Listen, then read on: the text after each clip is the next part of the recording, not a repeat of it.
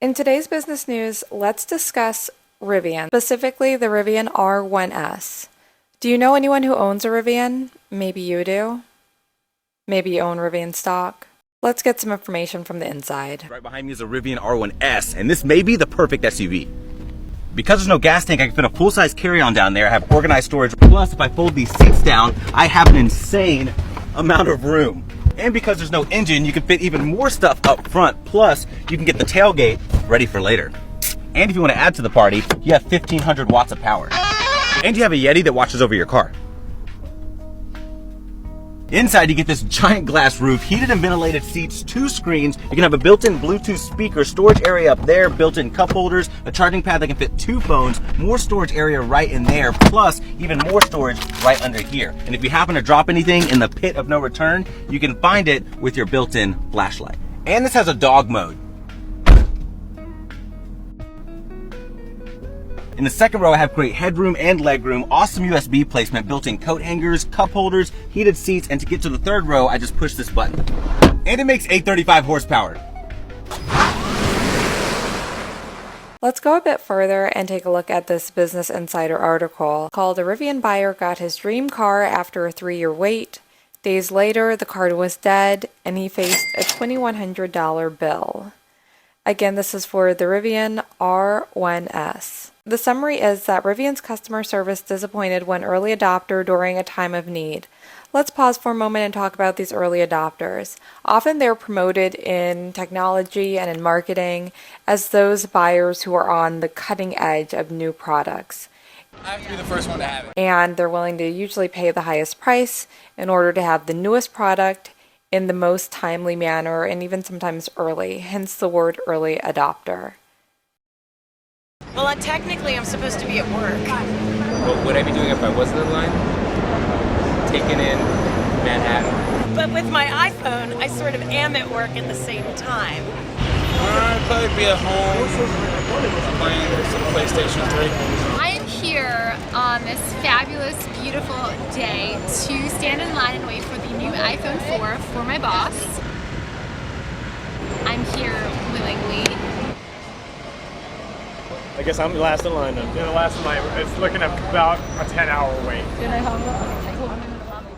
While it might be cool to say you're early adopter, sometimes it pays to wait around a little bit longer until the companies come up with a better or best version of their initial offering. And then you don't have to worry about some of the difficulties that go with new technology when all of the various bugs haven't been worked out fully. Let's get back to the article summary. It says Rivian has been struggling with a touch-and-go relationship with its early boosters. Quote, "I'm just not the right person to be an early adopter," the Rivian owner said. Okay, let's hear a little bit more about his experience. When Chase Merrill took his first ride in his new Rivian R1S, it was his favorite car that he had ever driven. Merrill, 24, put down a deposit on an R1S 3 years ago at the urging of family members who also own Rivians. Really? Your family members were urging you to buy a Rivian because they own a Rivian? I don't know about all that. He was unsure about making the switch from his 2015 Ford Edge to a fully electronic SUV, especially since he lives in a relatively remote area in the Adirondack Mountains, New York. But once he got behind the wheel of the $85,626 car on March 10th, those worries melted away. So he put down the deposit 3 years ago. 3 years ago would be 2020. And he finally got the car on March 10th of this year, so last month. And he paid approximately $86,000 for this car. Remember, he's 24. So hopefully it was worth it. Let's continue. "I was in a honeymoon phase," Merrill said in an interview with Insider. "It's an incredible car, and it handles unlike anything I've ever driven. But the honeymoon didn't last long," which is unfortunate since he waited 3 years for this car. 2 days later, Merrill drove his R1S to his family's shared property in the mountains. He wanted to put his rugged electric SUV to the test, so he drove it on an unplowed, snow-covered road on the property. At first, the R1S sliced through the snow, then a large snowdrift stymied the car, he said. I hit about 2.5 feet of snow, and it just stopped right there. I had seen all the Rivian marketing campaigns with the cars just eating through the snow, so it was kind of like, man, this is disappointing. I would imagine it would be disappointing.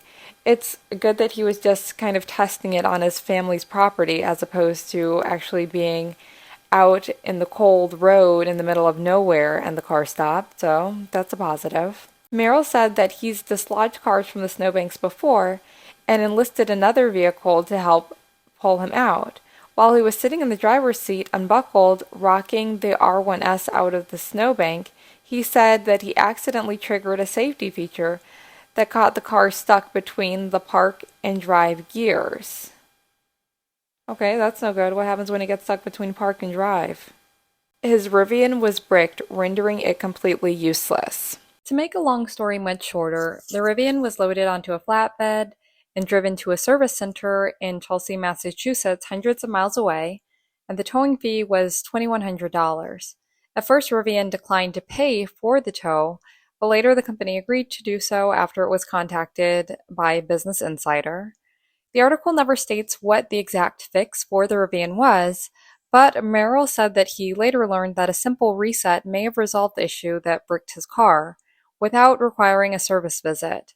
But that solution didn't come up in his initial call with Rivian's customer service, according to Merrill. Merrill says that he's still rooting for Rivian, but he just isn't sure that he has the money or the patience to be one of the company's early boosters. The car is super impressive, and I want the company to do well. But Merrill said that he's considering other car options, including the Toyota Tacoma, which is not an electric vehicle and is also not nearly $100,000. I love my Rivian R1S, but I'm thinking about selling it. I pre-ordered this 3 years ago, and I was able to get that launch price of $78,000. If you look online, a lot of them are selling for $115,000 to $120,000. So I could probably flip it and make $30,000 to $40,000. Plus, I still get that $7,500 EV tax credit. And so if I flip the car, I'll probably make $40,000 to $50,000 from all of the value that I've gotten. And then I could go buy another car or another investment or something like that. And to be clear, I love the car and I think it's great. I just think it's overvalued right now. As more of them come on the road, I know they're not going to sell for $120,000 anymore. And so I got to decide if I want to sell it now and capitalize on the low supply, or if I just want to continue to have it for the long term. Do you have a Rivian? How has your experience been? Let us know in the comments below. Thanks for watching.